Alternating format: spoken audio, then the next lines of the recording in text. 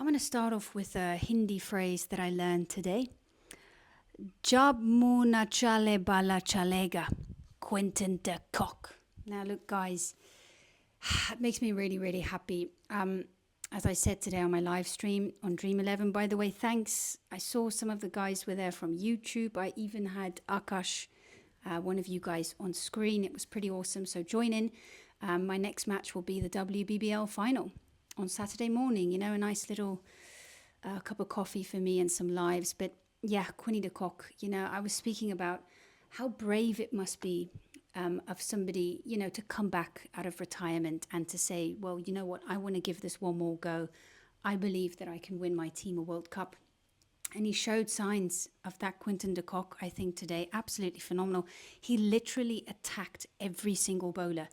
There was no respite, not for anybody, not even for Bumrah. I mean, Arshdeep Singh, who's India's leading wicket taker in T20s, not a great day for him. And as we spoke about on the live, you know, a bit scary to think what's going to happen to him now, because he didn't just have an off day, he had a really, really off day. And we all know Harshit Rana is waiting in the wings.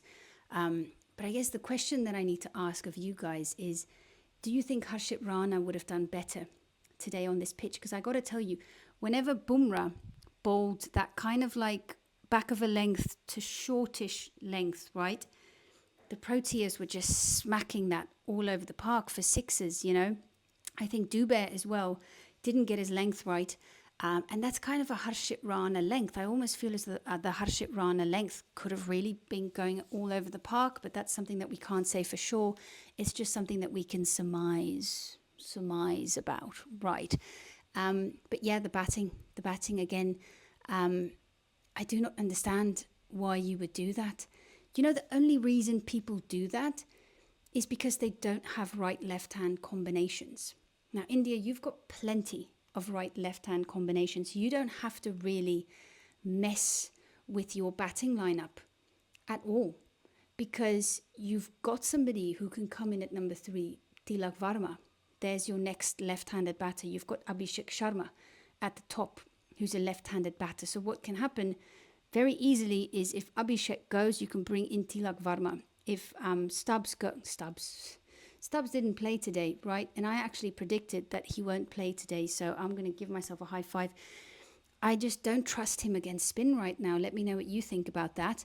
Shubman Gill, how long are they going to go on with this? Because the pressure is just building and building and building, and I don't know. You know, this today, it wasn't a bowling pitch. I think the other night it was more bowling friendly than batting friendly. We can even see it in the scorecard. Look, for me, the hardest 6 overs to bat in India is the first 6 overs of the second innings. It's just, even with the dew, even in the ODIs, right? Those first 10 overs in that second innings, there's just something about, I don't know. Even with the T20s, you know, it's still dark. It was dark before, but there's just something about those first 6 overs. And we remember New Chandigarh, you know, bowling second. You think of that Punjab game versus KKR. But yeah, the Shubman Gill experiment, I don't know how long that's going to be going on for. And now I think it's just because, you know, Agarkar, right, that's his name, and Gambhir, at some point they're going to have to admit that, you know what, maybe this all-format captain situation thing is not going to work. And you know what, let's just find a new T20 captain after Surya Kumar Yadav.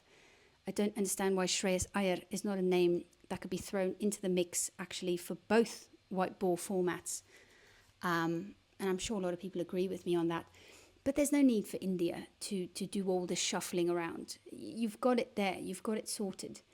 You know, you don't even have to do that, as a matter of fact. You can just send Tilak in at number 3 all the time, even if, let's say, Sanju Samson is at the top, even if the right-handed batter goes. Because then, if one of the lefties goes, then you'll anyways have a right-left hand in Surya Kumar Yadav.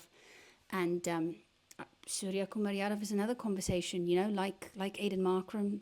The captains are not making runs in this format. You want your captain to lead from the front. We just saw that with Temba Bavuma in the Test series. So for me, there's no need for India to do that. You've got a perfect selection of right and left hand, you can just play players in their positions.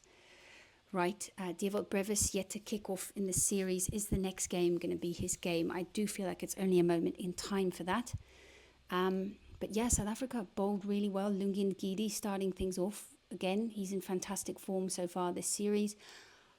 Makayantini said he prefers George Linder over Maharaj in the T20 side in the World Cup, guys. What do you think about that? See, there's a lot of stuff to discuss here today. I have to say I agree with him. I've been calling for Linder since the Champions Trophy, and yes, I think tonight mixed performance. I think if he bowled in the first innings, probably would have bowled a bit better. A couple of near opportunities for him to get a wicket as well, and there's this thing of he can bat really, really well. And yeah, extra left-handed batter there who is also, he is one of those guys that you can bring him in at a number 5 or a number 6 or a number 7. He can fit in to that slot. David Miller getting back to a bit of form there today, which I think was good for South Africa. I don't think we did much wrong today. I just think we played a near perfect game, and it was good enough to beat a side like India in India. And apparently it was the first time that somebody scored a 200 against India in T20s. Talk to me about that. I'm not sure. Somebody just threw that stat at me. I can't believe that.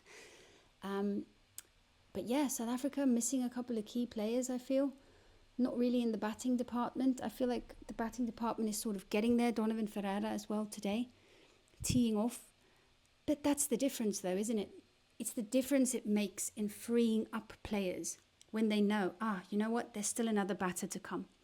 But when you only bat with 7 players in T20 cricket, everybody starts stressing. When you've got 4 wickets down, everybody starts stressing. It's stress. So it definitely helps to be able to battle 8. And then obviously if Rabada comes in, we battle freaking 9. So yeah, fantastic by South Africa. It's 1-1, guys. And this series can go either way. My prediction was 4-1. If South Africa can really pull this out of the bag, the T20s, out of all the series, I got to tell you, I don't know. This could be tattoo area, that.